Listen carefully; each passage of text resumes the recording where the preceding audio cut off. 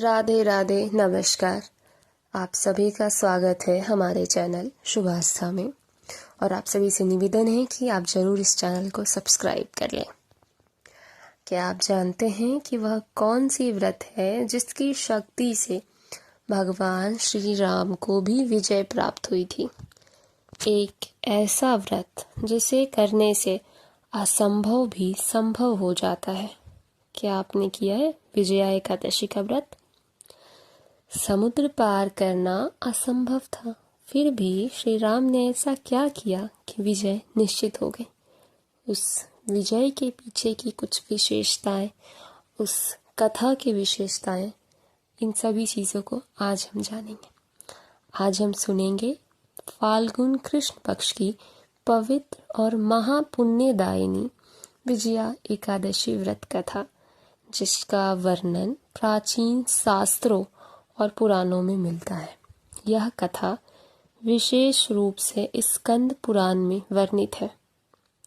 एक समय की बात है, द्वापर युग में धर्मराज युधिष्ठिर ने भगवान श्री कृष्ण से पूछा, हे नाथ, फाल्गुन मास के कृष्ण पक्ष की एकादशी का क्या नाम है? उस एकादशी का क्या महत्व है? उसकी क्या विधि है? तब भगवान श्री कृष्ण मुस्कुराए और बोले, हे धर्मराज, यह एकादशी विजया एकादशी के नाम से प्रसिद्ध है। इसका व्रत करने से मनुष्य को हर कार्य में विजय प्राप्त होती है। अब मैं तुम्हें इसकी पवित्र कथा सुनाता हूँ। त्रेता युग में जब भगवान श्री राम वनवास में थे, तभी रावण ने माता सीता का हरण कर लिया। सीता माता की खोज करते हुए श्री राम और लक्ष्मण दक्षिण दिशा में तट पर पहुंचे। उनके सामने था विशाल और अथाह और गहरा समुद्र। लंका तक पहुंचने के लिए उसे पार करना आवश्यक था। भगवान श्री राम ने 3 दिन तक समुद्र देवता से प्रार्थना की, लेकिन समुद्र शांत रहा।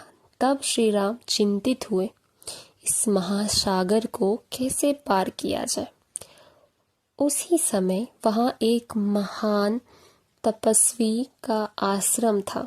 उनका नाम था बगदालव्य ऋषि।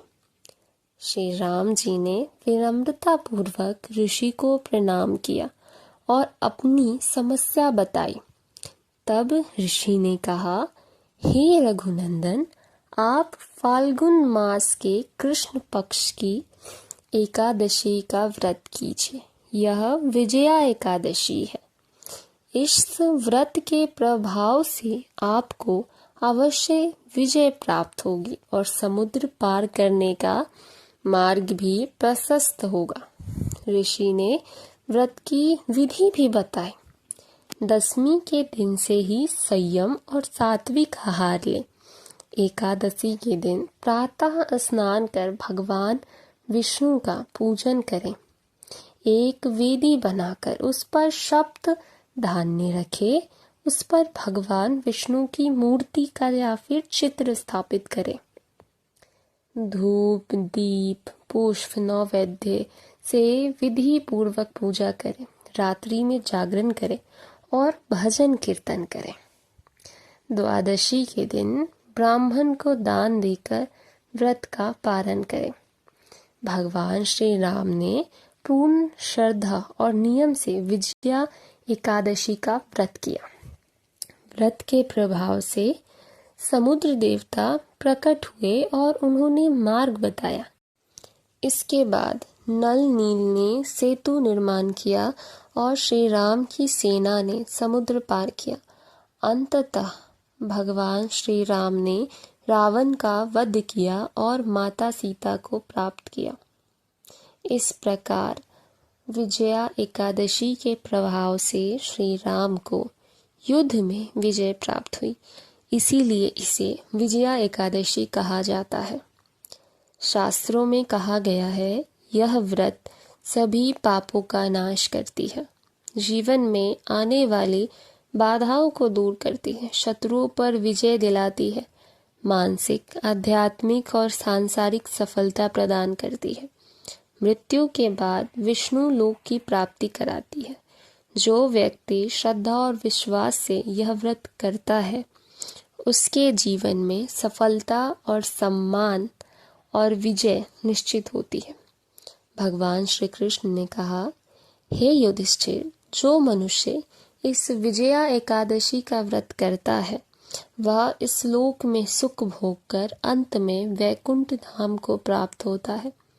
इस व्रत का फल 1000 अश्वमेध यज्ञ और सैकड़ों राजसूय यज्ञ के समान बताया गया है।